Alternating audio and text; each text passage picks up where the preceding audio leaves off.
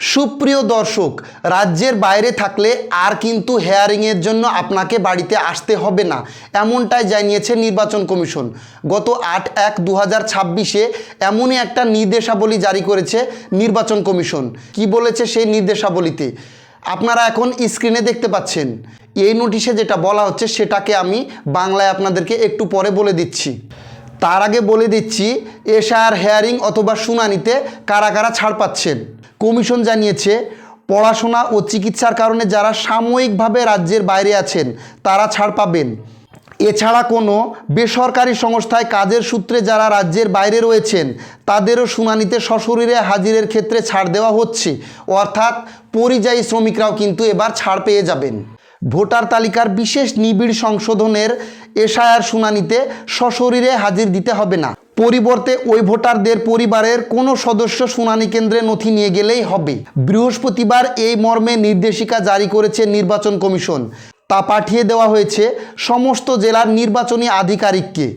No mapping এবং enumeration ফর্মে তথ্যগত অসঙ্গতির কারণে এই ভোটারদের কাউকে শুনানির নোটিশ ধরানো হলে তাদের সশরীরে হাজির হতে হবে না, পরিবর্তে তাদের পরিবারের কোনো সদস্য উপযুক্ত নথি নিয়ে শুনানি কেন্দ্রে যাবেন।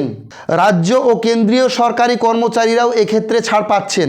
কমিশন জানিয়েছে সরকারি কর্মচারী, সামরিক কিংবা আধা সামরিক বাহিনীতে কর্মরত ভোটারদেরও শুনানি কেন্দ্রে সশরীরে উপস্থিত হতে হবে না। সরকারি কর্মীদের মধ্যে যারা রাজ্যের বাইরে কর্মরত পিএসইউ তারাও ছাড় পাবেন। এক্ষেত্রে সংশ্লিষ্ট ভোটারের পরিবারের কোনো সদস্যকে শুনানি কেন্দ্রে নথি নিয়ে যেতে হবে। সশরীরে হাজিরার ক্ষেত্রে যে প্রক্রিয়া মেনে শুনানি হতো এই সমস্ত ক্ষেত্রেও তাই হবে। পরিবারের সদস্যদের অবশ্য দুই ধরনের নথি কিন্তু শুনানি কেন্দ্রে নিয়ে যেতে হবে। প্রথমে শুনানিতে ডাক পাওয়া ভোটারদের সঙ্গে তার সম্পর্কের নথি কমিশনের প্রতিনিধিকে দেখাতে হবে। তারপর ওই ভোটারের এসআইআর সংক্রান্ত নথি কিন্তু জমা দিতে হবে। কমিশন এসআইআরের জন্য যে 13টি নথির কথা বলেছিল সেই 13টি নথির মধ্যে যে কোনো কিন্তু একটা দেখাতে হবে।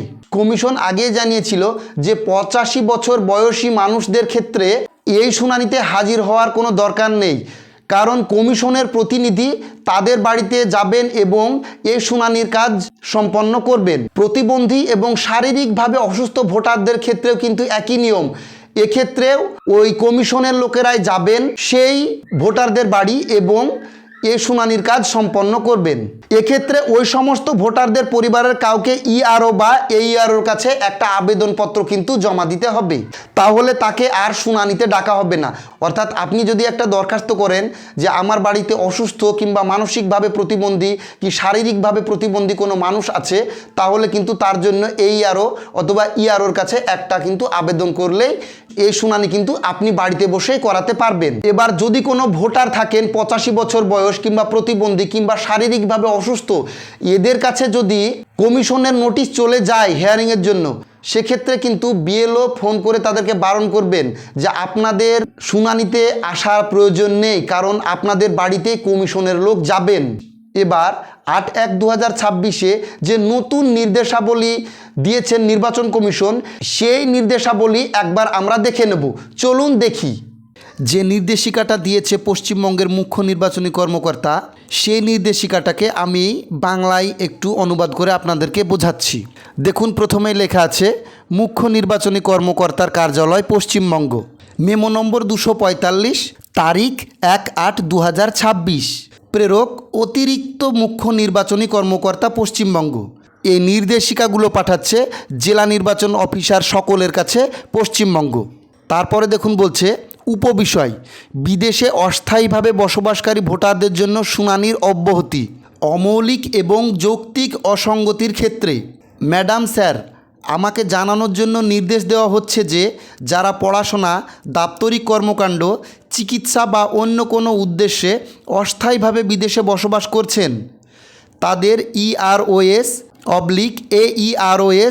আনম্যাপড এবং লজিক্যাল ডিসঅফিসিয়েন্সি কেস এর শুনানিতে শারীরিকভাবে উপস্থিত হওয়া থেকে অব্যাহতি দেওয়া হচ্ছে। এই ভোটাররা ভোটারদের সাথে সম্পর্কের প্রমাণপত্র সহ যে কোনো অনুমোদিত পরিবারের সদস্যকে শুনানিতে উপস্থিত থাকতে এবং কমিশন কর্তৃক 23/2025 ERS খণ্ড নম্বর 1-2 তারিখ 27/10/2025 অনুসারে বিজ্ঞপ্তি অনুসারে যে কোনো গ্রহণযোগ্য নথি জমা দিতে পারবেন। ব্যক্তিগত উপস্থিতির ক্ষেত্রে অনুসরণ করা পদ্ধতি এই ক্ষেত্রেও গ্রহণ করা হবে। অবিলম্বে কার্যকরভাবে এটি মেনে চলার জন্য অনুগ্রহ করে সমস্ত EROS/AEROS এবং মাইক্রো পর্যবেক্ষকদের কাছে প্রচার করা হোক।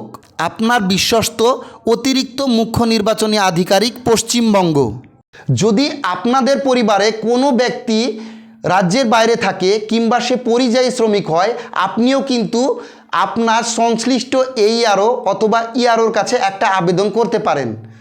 আবেদন করবেন এইভাবে যে আমার সন্তান কি স্বামী বর্তমানে তিনি বাইরে আছেন এবং তাকে কমিশনের নোটিশ পাঠানো হয়েছে, তিনি এই মুহূর্তে আসতে পারছেন না, অতএব তার শুনানিটা যেন আমার পরিবারের পক্ষ থেকে যে কোনো একজন ব্যক্তি করে নিতে পারে। এইভাবে আপনারা আবেদন করলেই কিন্তু আর আপনার পরিবারের সেই ব্যক্তিকে শুনানি বা হিয়ারিংয়ের জন্য আসতে হবে না। যদি এই ভিডিও ভালো লাগে তাহলে অবশ্যই আমার চ্যানেলটাকে সাবস্ক্রাইব করুন, লাইক, কমেন্ট এবং প্রচুর পরিমাণে শেয়ার করে অন্যান্য মানুষদের কাছে পৌঁছে দেন, কারণ আপনার একটি শেয়ারের মাধ্যমে সঠিক তথ্যটা মানুষের কাছে পৌঁছে যাবে। ধন্যবাদ, সবাই ভালো থাকবেন।